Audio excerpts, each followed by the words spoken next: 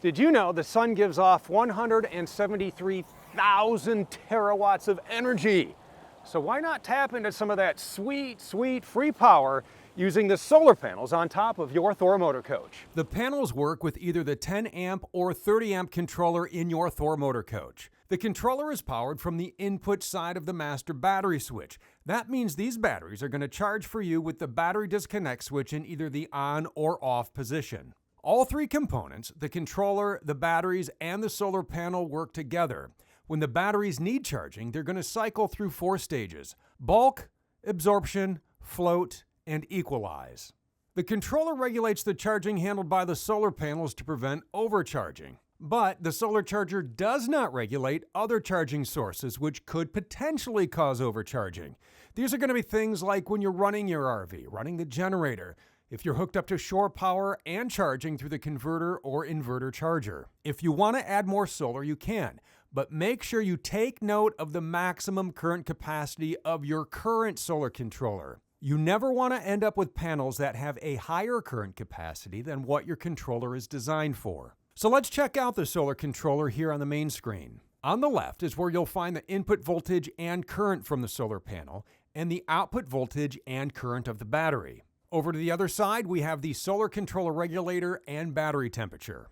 If you do not have a battery temp sensor installed, no temp is going to be displayed, just like you see here. When there is a temp sensor, the temperature can be displayed in your choice of Fahrenheit or Celsius. Here at the bottom of the display, we see the solar history. Some pretty cool info down here, as you can see the total electric charge produced in amp hours for today, yesterday, 2 days ago, and the total charge produced over the last 7 days. This is the total power generation displayed in kilowatt hours and your total operating time. When you want to clear all this out and start fresh, just tap Clear History.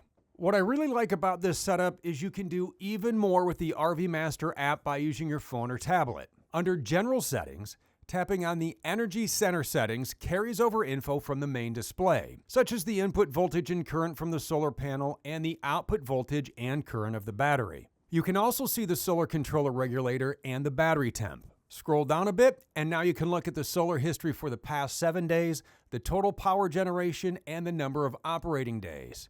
Just tap Clear History to start it all over. So let's head back to General Settings. Now tap on the Solar Controller tab. This is where you can dial in your preferences. Show or hide the controller, turn the operating status on or off, and change up the default state on Power Up.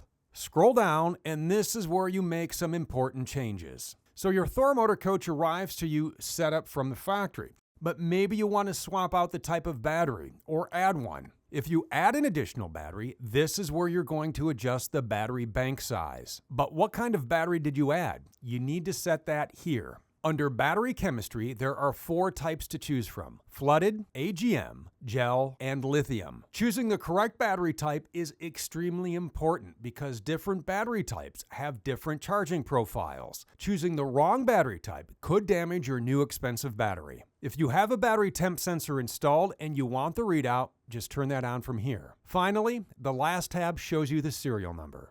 There is an entire manual on your solar charging system ready for you to dive into, and you can find it on the owner's resource page on thormotorcoach.com.